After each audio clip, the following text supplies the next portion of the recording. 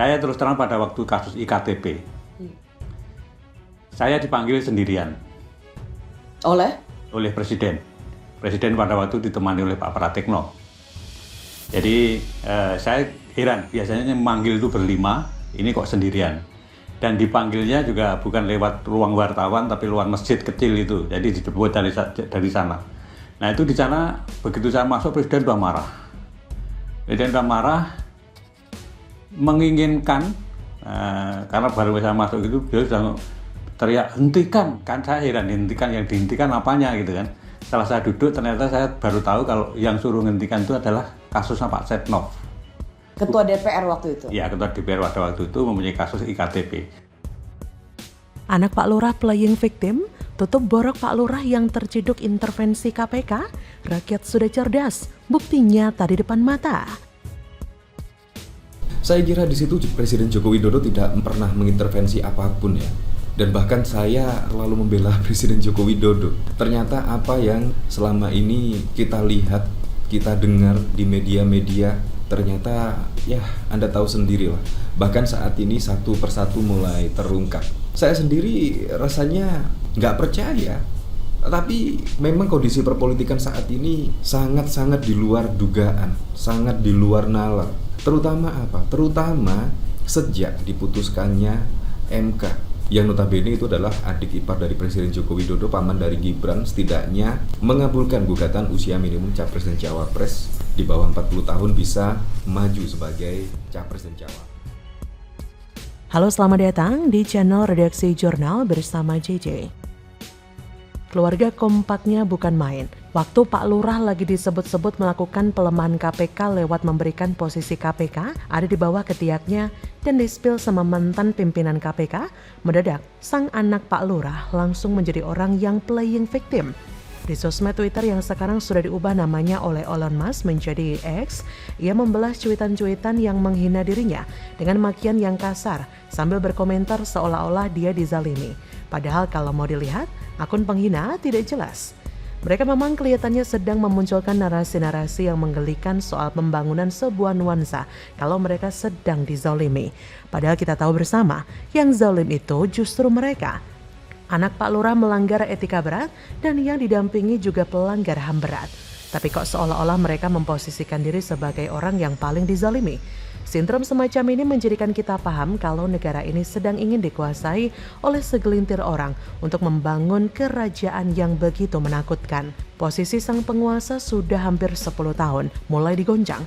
Borok-borok yang tersimpan rapi mulai terbongkar satu persatu. Bahkan ada kasus mega korupsi besar-besaran yang ingin diintervensi oleh Pak Lurah, yaitu kasus si Raja Bakpao di Cidat. Selama ini, kita tahu jika KPK adalah lembaga yang independen dan tak bisa dikendalikan oleh siapapun. Netralitas KPK dalam memberantas korupsi dijamin oleh undang-undang dan posisi para pimpinannya harus tetap independen.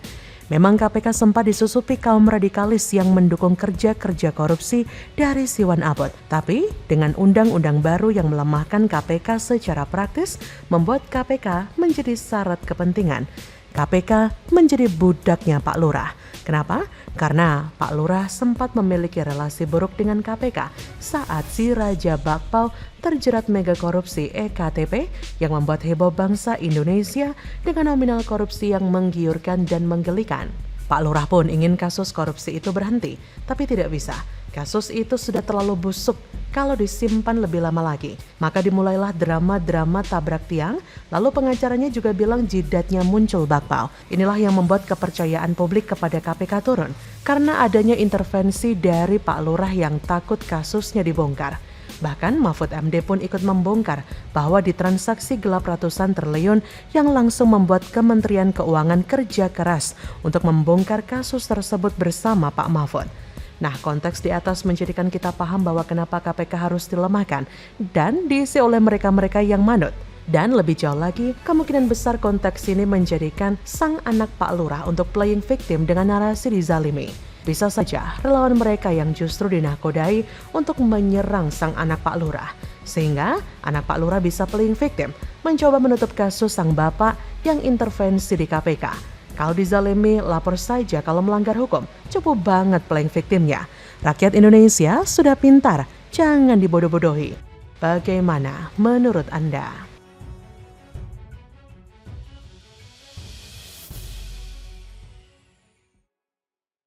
Coba bayangkan, gimana jadinya kalau nanti Gibran harus berhadapan dan debat dengan Caimin. Cak Muhaimin Iskandar yang memang dikenal jago bicara, jago melucu dan juga tengil itu. Terus nih, gimana kalau Gibran harus berdebat dengan Prof. Mahfud yang seorang profesor itu, yang memang dikenal jago debat dan bisa bikin KO para wakil rakyat kita di DPR sana. Momen hujan petir melanda Toraja saat kunjungan Gibran, masyarakat sepi ogah datang, tanda-tanda alam tidak merestui si pengkhianat konstitusi. Tiba-tiba hasil survei yaitu menempatkan posisi Gibran adalah cawapres paling intelektual. Menurut saya di sini juga sangat-sangat tidak masuk akal menurut saya.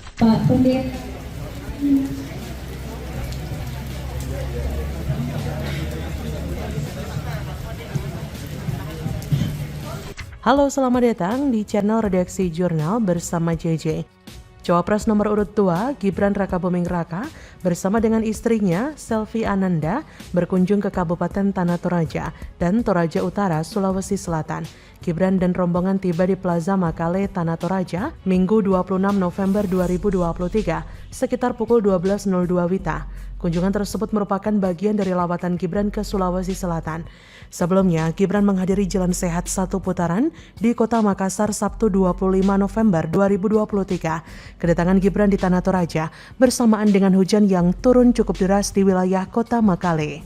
Bahkan saat acara berlangsung seperti tidak ada massa sama sekali. Hujan deras dan sepinya relawan memberikan tanda bahwa acara tersebut gagal total. Semesta seperti tidak mendukung orang yang merusak konstitusi. Pemerkosaan konstitusi hanya demi meloloskan satu orang saja. Alam seperti menolak orang yang mementingkan birahinya untuk kepentingan pribadi. Libido politik yang begitu menguat menjadikan alam begitu jijik dan mengusir para pelanggar konstitusi. Ini sudah menunjukkan bahwa ada tanda-tanda pasangan ilegal ini bakal kalah telak. Prabowo Gibran besar kemungkinan akan kalah karena kontrol publik yang semakin kuat. Masyarakat Indonesia semakin cerdas, melek teknologi dan melek berita. Mereka mampu menyaring berita serta menentukan mana yang baik dan kurang baik. Penilaian masyarakat Indonesia melalui media sosial, teknologi modern akan lebih luar biasa lagi. Manuver politik untuk mencawapreskan Gibran akan terus dikontrol publik, dan ini sudah terbukti dengan manuver politik sebelumnya, seperti wacana perpanjangan masa jabatan, penambahan masa jabatan presiden. Wacana-wacana tersebut pada akhirnya gagal. Bila saja pencalonan Gibran dijadikan jalan terakhir dari semua wacana sebelumnya, hal ini bukanlah yang mudah. Publik akan terus mengawal bagaimana demokrasi jangan sampai diarahkan oleh orang-orang yang semata-mata ambisius kekuasaan. Nekatnya Jokowi yang mendorong Gibran menjadi cawapres, menjadikan pasangan Prabowo Gibran kemungkinan besar akan kalah. Majunya Gibran sebagai cawapres akan dianggap menyinggung budaya politik di Indonesia. PDIP sangat marah dengan pencawapresan Gibran. Pencalonan Gibran sangat rumit, bahkan blunder. Masyarakat sendiri sudah menganggap sebagai upaya yang tidak terpuji dalam mempertahankan kekuasaan. Sentimen publik terhadap politik dinasti akan terus meningkat. Itu membuat publik semakin sadar sehingga pencalonan Gibran pasti akan blunder dan tidak akan mendongkrak pencalonan Prabowo Subianto. Demonstrasi massa mungkin tidak akan mempengaruhi Jokowi. Namun yang mempengaruhi adalah sentimen publik terhadap politik dinasti, pudarnya MK. Gibran yang dicitrakan sebagai pengkhianat PDIP atau akan dipecat sehingga harus pindah ke Golkar. Manuver Gibran dianggap terlalu ambisius dalam meraih jabatan tinggi dan kekuasaan, sehingga akan memberikan citra negatif kepada masyarakat. Hal ini akan mengakibatkan keengganan publik untuk mendukung Gibran mencapai tujuannya. Bukan cuma itu saja, seperti kita ketahui bahwa pasangan ini bukan hanya menggunakan kepentingan dan instrumen negara, tapi juga menggunakan strategi kampanye politik gimmick, seperti joget-joget gemoy yang disebarkan dalam berbagai platform media sosial untuk memikat pemilih muda. Strategi kampanye itu sebetulnya memiliki fungsi manipulatif untuk mengalihkan masyarakat terkait dengan berbagai persoalan yang dihadapi pasangan tersebut. Beberapa isu berat seharusnya bisa mereka jelaskan dalam dialog tersebut, seperti dugaan pelanggaran HAM, pelanggaran etik berskala berat dalam kandidasi Gibran, khususnya dalam proses di Mahkamah Konstitusi, ataupun kekhawatiran mobilisasi aparatur negara seperti perangkat desa demi pemenangan. Inilah mengapa alam seperti tidak berpihak kepada Gibran, karena memang ada upaya upaya yang tidak baik yang sedang ia lakukan. Selain itu, terlalu banyak gimmick politik hanya akan membawa masyarakat untuk memikirkan sesuatu yang tidak penting. Jadi bagaimana menurut Anda?